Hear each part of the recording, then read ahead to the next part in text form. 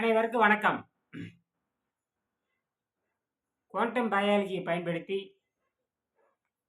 சித்தர்கள் எப்படி தப்பித்துக் கொண்டார்கள், எப்படி எதிர்காலத்தில் வருகிற துன்பத்தை தன்னுடைய நூல்களில் பதிவு செய்தார்கள். திருக்குறளில் பதிவு செய்தாங்க, திருமந்திரத்தில் பதிவு செய்தாங்க, திருக்குறளில் பதிவு செய்தாங்க. மிக பெரும் விஞ்ஞானியான ஆர்னோ டெக்ரிட், ஜெர்மனி டாக்டர், அவர் தன்னுடைய ரேஷனல் ஃபாஸ்டிங், சளி குறைந்த உணவில் பதிவு செஞ்சாங்க. ராஜயோகத்தில் விவேகானந்தர் அந்த சாதனை பாதம், சமாதி பாதம், விபூதி பாதம், கைவல்ய பாதத்தில் சாதனை பாதம் 32வது பாடல் இதெல்லாம் இருக்கு. இதெல்லாம் விவேகானந்தர் எழுதினார். அதை தமிழில் மொழிபெயர்த்தார்கள். ஆக இந்த சாதனைவாதத்தை பற்றி ஆராய்ச்சி செய்வதற்கான இந்த புத்தகம் நமக்கு கிடைத்தது. இதெல்லாம் வெங்கடேசன் ஆய்வு செய்தார். ஆக எல்லா பதிவுகளுமே அவரவர்கள் கண்டுபிடித்ததை பதிவு செய்தார்கள், மொழிபெயர்த்து நமக்கு உதவினார்கள். வெங்கடேசன், அதாவது விவேகானந்தர் இல்லைன்னா நமக்கு இந்த மொழிபெயர்ப்பு கிடைக்க போறதில்லை. இப்போ விவேகானந்தர் தான் அந்த ராஜயோகத்தை ஆங்கிலத்தில் எழுதினார். அது தமிழில் மொழிபெயர்த்து தந்தவங்க யாருன்னு கேட்டீங்கன்னா ராமகிருஷ்ணா மடம் தமிழில் மொழிபெயர்த்து தந்தார். இதெல்லாம் வெங்கடேசனுக்கு உதவியாக இருந்தது. அதுபோக ஜப விதானத்தில் விஸ்வாமித்திரர் லட்சுமணர்களுக்கு பசிதாகத்தை கட்டுப்படுத்துகின்ற இந்த ஃப்ரீ ரேடிக்கல் என்ற கொடிய அரக்கனை கட்டுப்படுத்துகின்ற பயிற்சியை சொல்லிக் கொடுத்தார்கள். இதை வைத்துக்கொண்டு தான் இந்திரத்தை எதிர்த்து போரிட்டார்கள். இதுபோக கரிம தாதுக்களை, இந்த கார்பன் தான் மனித சாவுக்கு காரணம். வெள்ளைக்கார மருத்துவ முண்டங்கள் அறுவை சிகிச்சையில் தேர்ந்திருந்தாலும் கூட அவர்கள் சுவையையும் பகுத்தறிவையும் தாண்டாத நிலை வசமாக மாட்டிக்கொண்டார்கள். ஆகினால் அந்த கரிம தாதுக்களை அகற்றுகின்ற பயிற்சி முறையும் இதில் இருக்கிறது, கிரியாயோகம் என்ற பெயரில் இருக்கிறது. விவேகானந்தர் கூட தன்னுடைய கொடிய நோயால் துன்புற்று கடைசியில் மரணம் எய்தினார். வெள்ளைக்கார மருத்துவர்கள் அவர்களை காப்பாற்ற முடியவில்லை. இவருக்கும் விவேகானந்தர் மிகப்பெரிய யோகியாக இருந்தாலும் கூட தமிழர்களுடைய அந்த நியமக்கலையை கற்று தேர்ந்திருந்தால், தமிழர்களுடைய திருமந்திரங்களை கற்று தேர்ந்திருந்தால், திருக்குறளை கற்று தேர்ந்திருந்தால் அவரும் நிச்சயமாக அந்த தமிழ் சித்தர்கள் எப்படி சமாதி நிலையில் அந்த 4 வகை மரணத்தில் முதல் வகை மேன்மை மரணமான விருப்பத்தில் உயிரை விடல் என்ற நிலைக்கு அவர் சென்றிருக்கக்கூடும். ஆனால் இயற்கை அவரை பறித்து கொண்டது. இப்படி எண்ணற்ற நூல்கள். அதுபோக நான் இந்த குங்கம் என்ற இதழில் 2014 நீரே காற்றே உணவு, நீரே மருந்து என்ற தலைப்பில் ஒரு சிறு கட்டுரையை நான் வெளியிட்டிருந்தேன். குங்குமம் இதழில் வெளியிட்டிருந்தது. அவர்களுக்கு நன்றி. 2014 வந்துச்சு. சரிங்களா? இப்பொழுது நாம் இதையெல்லாம் நூற்றுக்கணக்கான நூல்களை தொகுத்து கொடுத்தவர் தான் வெங்கடேசன் என்கிற மாபெரும் விஞ்ஞானி. இவர் தான் இதை கண்டுபிடித்து கொடுத்தார். யோக முறையை பயன்படுத்தி நாம் எப்படி தப்பித்துக் கொள்வது, நாம் சித்தர்களாக வேண்டுமா அல்ல அட்டமாசத்தை ஆட வேண்டுமா என்பதெல்லாம் நீங்கள் முடிவெடுத்துக் கொள்ள வேண்டும். நமக்கு அது ஒரு வழியாக இருக்கிறது, அவ்வளோதான். எளிய மருத்துவர் கொழுத்த பணக்காரர்களுக்கும் கொழுத்த ஏழைகள், கொழுத்த பணக்காரர் என்று சொன்னால் மிதமிஞ்சியானம் அர்த்தம். கொழுத்த ஏழை என்று சொன்னால் உப்புக்கும் காடிக்கும் லாய்க்கே இல்லாதவன் என்று, உப்புக்கும் காடிக்கும் கூற்று என்று சொல்வார்.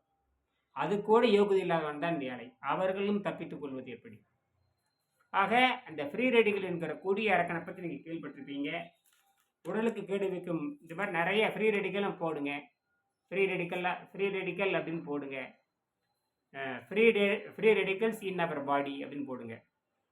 ஃப்ரீ ரேடிக்கல்ஸ் இன் அவர் பாடின்னு கூகுளில் போட்டிங்கன்னா எல்லா விவரம் வரும். சரிங்களா? ஆக இதையெல்லாம் தொகுத்து கொடுத்து நமக்கு என்ன பயன்? இது விண்வெளிக்கு போகிறதுக்காக வெங்கடேசன் என்கிற ஒரு விஞ்ஞானியால் உருவாக்கப்பட்டது. நான் உள்வாங்கி வைத்து பிறருக்கு சொல்லித் தருகிறேன். இதற்காக ஒரு பயிற்சி மையம் தொடங்கி இருக்கிறேன். அது என்ற சொந்த பயிற்சி மையம். நான் சொல்லுகின்ற கடுமையான விதிகளுக்கு உட்பட்டவர்கள் அங்கே வரலாம். பிடெக் படித்தவங்க, எம்டெக் படித்தவங்க, அந்த ஆணவம்லாம் இருக்கக்கூடாது.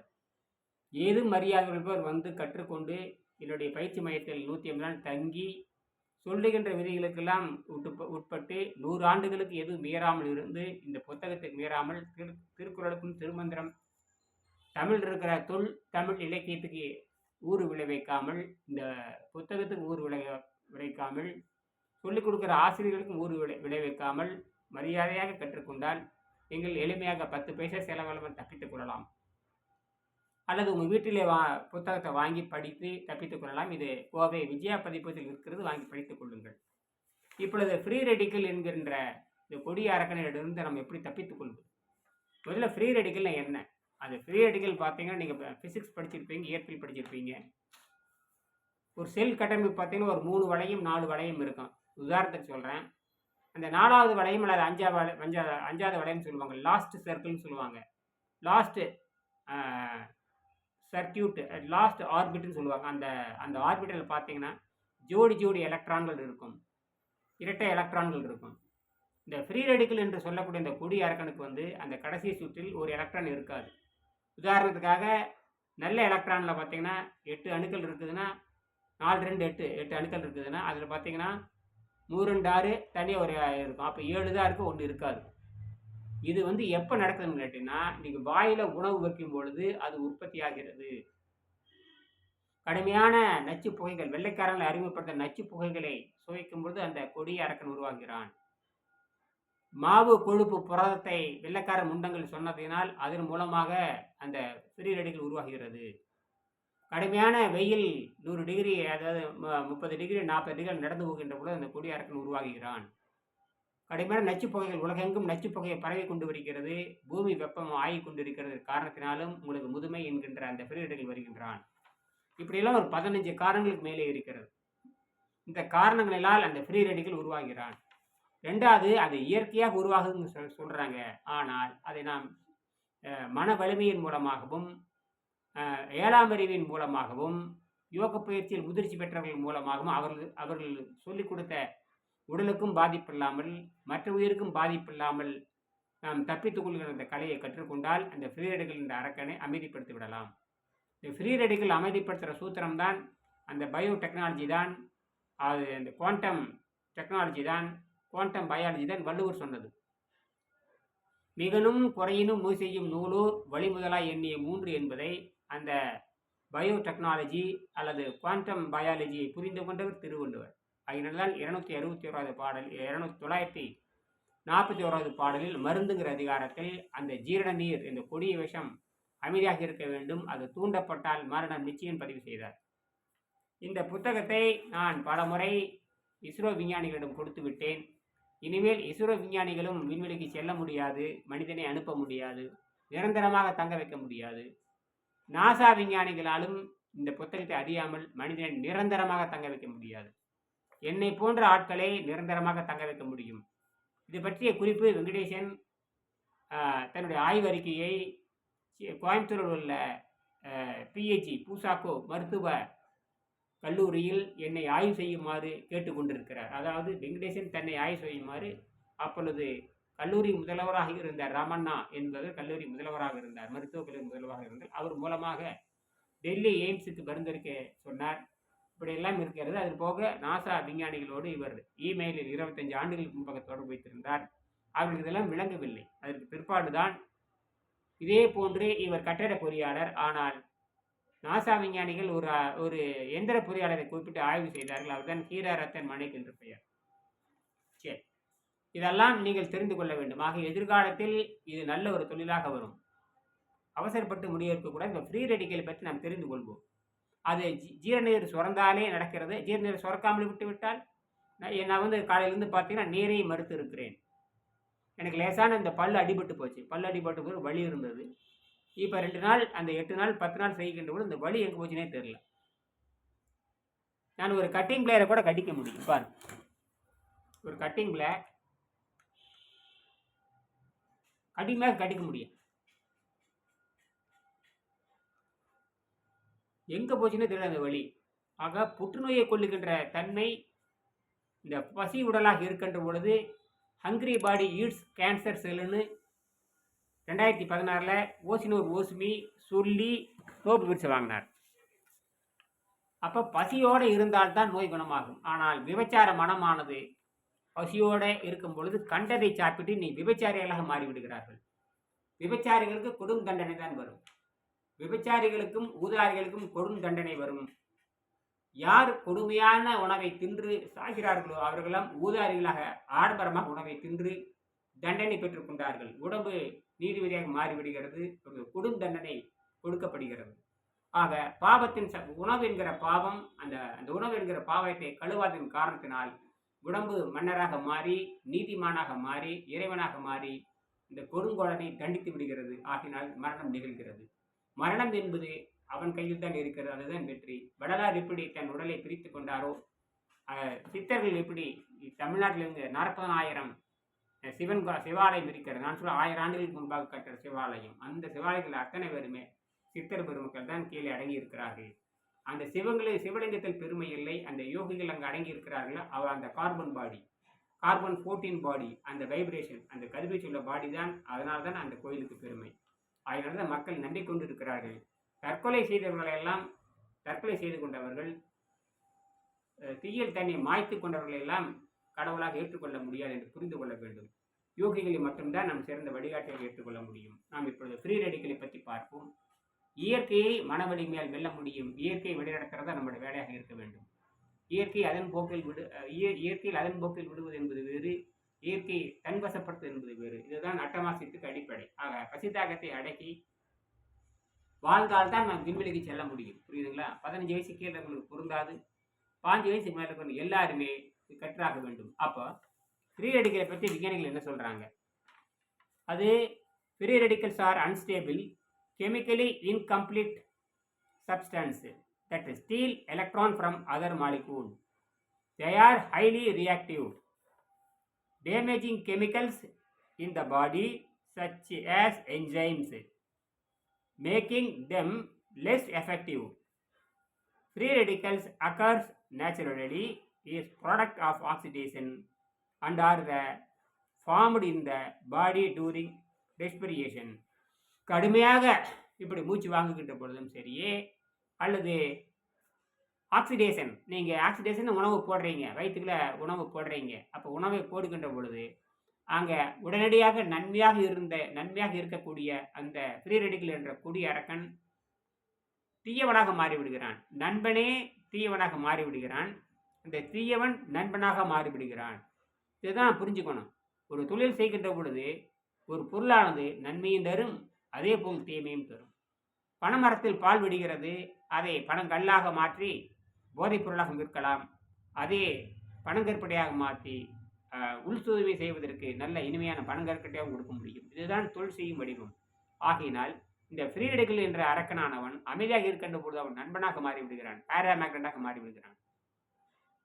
அதே நேரத்தில் உணவு சாப்பிடுகின்ற பொழுது ஃபெரைட் மேக்னெட் என்று சொல்லக்கூடிய, டயா மேக்னெட் என்று சொல்லக்கூடிய நன்மை பயக்காத அந்த ஃபெரைட் மேக்னெட்டாக, நன்மை பயக்காத அந்த டயா மேக்னெட்டாக மாறி நம்மளை கொலை செய்து விடுகின்றான். ஆகையினால் அதுபோக நச்சுத்தன்மை அதிகமாக இருக்கிற காரணத்தில் எனக்கு மூப்பு வந்து கொண்டிருக்கிறது. அங்கிங்கே சமையல் வாடைகள் வீசுகின்றனால் அதனுடைய நாற்றம் நம்மை மூப்படைய வைக்கிறது. கடுமையான வெப்பம் நம்மை மூப்படைய வைக்கிறது. இதற்கு எனக்கும் பொருந்து என்று புரிந்து கொள்ள வேண்டும். ஆகையினால் and other chemicals process exposure to pollution, cigarette smoke and strong sunlight can increase the formation of free radicals. Once in the body, free radicals can damage tissues and delicate cell membranes. They can also damage DNA, disrupting our store of inherited informations. This may lead to the initiation of certain cancer. Medical scientists believe that free radicals also contribute to at least 50 other major diseases, including heart disease, rheumatoid arthritis, and lung disease. They may even accelerate the aging process. Fortunately, our body have a good defense system to deal with the free radical. The system is based on chemicals such as the enzyme sodium dismutase, which can donate electrons to the free radicals, quelling their hyperreactive chemicals in food called antioxidation also disarm free radicals. These antioxidants include beta carotene and vitamins A, C and E. இவ்வளோதான். they use much more oxygen during intense physical activity than when we are inactive. Consequently, we are likely to produce many more free radicals that could harm us. It is true, however, that regular aerobic exercise may stimulate the formation of more chemicals with an oxidant property to protect our bodies from free radical damage இப்படின்னு சொல்கிறாங்க. புரியுதுங்களா? அப்போ நல்லா புரியுது. ஆக இது என்ன சொல்கிறாங்கன்னா, இதைத்தான் டாக்டர் ஃபெரிட் முராட் 1998 அமெரிக்க விஞ்ஞானி வந்து நைட்ரிக் ஆக்சைடு அதிகமுள்ள உணவு பழக்கத்தை பின்பற்றுங்கள், அதுதான் உங்களுக்கு வந்து அடப்புகளை நீக்குங்கிறாரு. ஆக அப்போ இதில் வந்து ஃப்ரீ ரெடிக்கல் வந்து டொனேட் பண்ணுது. அதனால தான் கடவுளுக்கு கனிகளை பயன்படுத்தினார்கள். கனிகளை சாப்பிடுகின்ற பொழுது அன்னப்பாதை தூய்மை செய்வதற்கு கனிகளை சாப்பிடுகின்ற பொழுது அந்த ஃப்ரீ ரெடிக்கலை அடக்கி விடுகிறது. ஆக ஒரு பொருள் போனாவே அது பொருள் போகாத வரைக்கும் அது எதிர்பார்ட்டில் தருகிறது. ஃப்ரீ ரெடிக்கல் நண்பனாகவும் இருக்கும், தீயவனாகவும் இருக்கும். வயிற்றுக்குள் உணவு போட்டிங்கன்னா அது தீயவனாக மாறிடும். வயிற்றுக்குள்ள உணவு போடலைன்னா நண்பனாக இருக்கும். புரியுதுங்களா? இதனால தான் யோகிகள் பல ஆண்டுகள் வாழ்ந்திருக்கிறார்கள். ஆக நமக்கு ஆதாரம் புரிகிறது. இப்பொழுதுதான் 2000 ஆண்டுகளுக்கு அப்புறம் புரிகிறது. திருவள்ளுவரும் இப்படித்தான் விருப்பத்தில் மரணத்தை கொண்டு வந்திருக்க வேண்டும். திருமூலரும் விருப்பத்தில் தான் மரணத்தை கொண்டு வந்திருக்க வேண்டும். இப்பொழுது தமிழ்நாட்டில் இருக்கிற பல குகை கோயில்கள் இருக்கின்றன. திருச்செங்கோட்டில் குகை கோயில் இருக்கிறது, சுருளிமலையில் குகை கோயில் இருக்கிறது, புதுக்கோட்டையில் குகை கோயில் இருக்கிறது, திருச்சி மாவட்டங்களில் தாய்மான சுவாமி குகை கோயில் இருக்கிறது என்று பல்வேறு இடத்தில் சிவன் ஆலயங்கள் பூராமே அந்த கோயிலுக்கு உள்ளேயும் கருவறைக்கு அடியிலையும் அந்த குகை இருந்திருக்கிறது. சென்னையில் பல இடங்களில் குகை கடிகள் சித்தர்கள் வாழ்ந்திருக்கிறார்கள். வடநாட்டிலும் சிலர் இருந்திருக்கிறார். பவகாரி பாபா என்று சொல்வார்கள். பவகாரி என்றால் காற்று என்று பொருள். பவகாரி பாபா காசிப்பூரில் கங்கை கரை ஓரத்தில் வாழ்ந்ததாக சொல்லப்படுகிறது. அந்த காசிப்பூர் அந்த பவகாரி பாபா என்று அந்த ஊர் மக்கள் அழைப்பார்கள். காற்றை பவகாரி என்று சொன்னால் காற்று, பாபா என்றால் காற்று என்று பொருள். பாபா ஹாரி என்று சொன்னால், ஹாரி என்றால் உணவை எடுத்துக்கொள்பவன், பாபா ஹாரினால் காற்றை உணவாக எடுத்துக்கொள்கின்றவன். அப்படி என்றால் காற்றை புசிப்பவர் என்று பொருள். அந்த காற்றை புசிப்பவரை, அந்த பவகாரி பாபாவை திருவாளர் மேதகு விவேகானந்தர் அவர்கள் அவரை சந்தித்தார் என்றெல்லாம் இதில் இந்த வரலாற்றில் சுட்டி காட்டப்பட்டிருக்கிறது. புரியுதுங்களா? ஆனால் அந்த பவகாரி பாபா அந்த ஆகாரத்தை எப்படி நிறுத்தினார் என்பது வழி இல்லை. நிச்சயமாக அந்த பவகாரி பாபா அவர் ஆகாரத்தை எப்படி நிறுத்தினார் என்று வழியை திருவாளர் விவேகானந்தருக்கு சொல்லிக் கொடுத்திருந்தார். நிச்சயமாக அவர் மிகப்பெரிய உச்சியில் ஆற்றலை பிரித்து கொண்டு விண்வெளியில் கலந்திருக்கிற மிகப்பெரிய ஜோதியாக மாறியிருப்பார். வள்ளலாருக்கு அடுத்தபடியாக ஒரு மிகப்பெரிய ஞானி நமக்கு கிடைத்திருக்க வேண்டும். ஆனால் அவருக்கு அது கிடைக்கவில்லை. நானாவது அதை முயற்சி செய்கிறேன். ஆகினால் எல்லாத்துடைய ஒத்துழைப்பு இருந்தால்தான் ஒரு மனிதன் இப்படியெல்லாம் செல்ல முடியும். ஆக நாம் விண்வெளி வாழ்க்கைக்கு தயாருள்ள உடலாக மாற்ற வேண்டும். இந்த உடல் விண்வெளிக்கு சொந்தமான உடல். எந்த மதத்திற்கும், இந்த சாதிக்கும், இந்த அரசியலுக்கும் சொந்தமான உடல் அல்ல. ஆகினால் சுதந்திரமாக நாம் சிந்திக்க வேண்டும். ஆகினால் நாம் இந்த ஃப்ரீ ரேடிக்கல் என்ற அரக்கனை ஒழிக்கின்ற முறையை நாம் பின்பற்ற வேண்டும். அதற்கு நாம் என்ன செய்யலாம்? காலை முதல் மாலை வரை நீரை மருந்தாக அருந்தலாம். மாலை ஒருவேளை மட்டும் வேண்டிய அளவு வேக வைத்த கீரை அல்லது காய்கறிகளை மலச்சிக்கல் நீக்குவதற்கு உண்டு வரலாம். பிறகு உங்கள் விருப்பப்படி அந்த வேக வைத்த காயோடு சேர்த்து ஒரு சப்பாத்தியோ அவ்வளோ நீங்கள் விரும்புகின்ற இட்லியை வைத்துக்கொண்டு அன்னப்பாதை 180 நாட்கள் தூய்மை செய்ய வேண்டும். 180 நாள் தூய்மை செய்ததுக்கு அப்புறம் உடல் இருக்கிற அனைத்து நோய்களும் நீங்கிவிடும். அதை சரிபார்ப்பதற்கு மட்டும்தான் நீங்கள் 1 நாள் அல்லது 2 நாள் நீங்கள் நீரை மருந்தாக அருந்தி காற்றை சுவாசமாக எடுத்து நீங்கள் சரிபார்த்துக் கொள்ளலாம். அதுக்கப்புறம் நீங்கள் செய்ய தேவையில்லை. பிறகு நீங்கள் சாதாரண வாழ்க்கைக்கு திரும்பலாம். மீண்டும் நோய் வருகின்ற பொழுது இந்த பயிற்சி உங்களுக்கு நன்மை செய்யும், ஒரு காலம் தீமை செய்யாது. இதுதான் குற்றநோய் நோன்றல் உயிருக்கு ஊறுகின் செய்யாமை அற்றே தவத்திற்குன்னு வள்ளுவர் சொன்னார். குற்ற என்று சொன்னால் பசி துன்பத்தை களைவதும், எந்த நோய்க்கும் தீங்கு செய்யாத நடவடிக்கை என்பதுமாகும். இது அருட்பிரகாச வள்ளலாரோட கருத்தோடு ஒத்துப்போகிறது என்று புரிந்து கொள்ள வேண்டும். இப்படித்தான் நீங்கள் முன்னேற வேண்டும். ஆகினால் குருகுல கல்வி என்பது மறந்துவிட்டோம். இப்பொழுது மதிப்பெண் கல்வி முறை வந்து உலகத்தை குட்டிச்சேவராக்கிவிட்டது. அதனால்தான் தமிழ்நாட்டில் தருதலைகளை எல்லாம் ஆட்சியாளர்களாக நாம் பார்க்க வேண்டியிருக்கிறது. சூதாடிகளையும் விபச்சாரிகளையும் கலை கூத்தாடிகளையும் நாம் அரசாங்கத்தை ஆளுகின்ற தன்மை உள்ளவராக நினைக்கின்றோம். இது மிகப்பெரிய அவமானமாகும். இயலிசை நாடகம் என்று பேசிக் கொண்டிருந்தார். இயலிசை நாடகம் என்று ஒரு ஒரு மாயை நாம் சிக்கிக் கொண்டோம். ஆனால் அறம்பொருள் இன்பம் என்ற நிலையை நாம் திரும்ப வேண்டும். அறம் என்றால் என்ன, பொருள் என்றால் என்ன, இன்பம் என்றால் என்ன என்ற நிலைக்கு திரும்ப வேண்டும். இயலிசை நாடகம் என்பதெல்லாம் ஒரு 15 வயசு வரைக்குத்தான். அதற்கப்புறம் அறம்பொருள் இன்பம் என்பதை சிந்திக்க வேண்டும். நாம் இந்த நாடக கூத்தாடிகளையும் நாடக விபச்சாரிகள் நம்பி நாம் இந்த நாட்டை அவர்கள் ஒப்படைக்க முடியாது.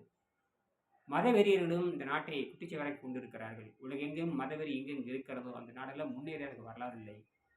நல்ல விஞ்ஞானிகளாலும் நல்ல மெஞ்ஞானிகளாலும் மட்டும்தான் இந்த உலகம் முன்னேறி கொண்டிருக்கிறது. ஆகினால் இந்த புத்தகத்தை அவங்க படித்து ஃப்ரீரெடிகள் என்ற அரக்கனை அமைதிப்படுத்தி சாந்தப்படுத்த வேண்டும்.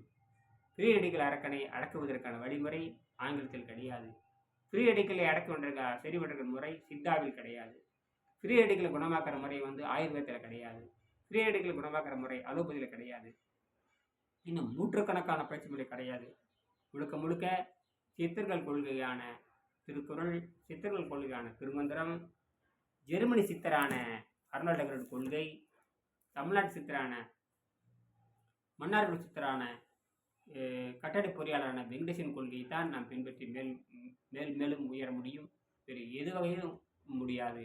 ஆகினால் தெய்வத்தால் ஆகாதனும் முயற்சி தன் தெய்வத்தை புலிதரும்.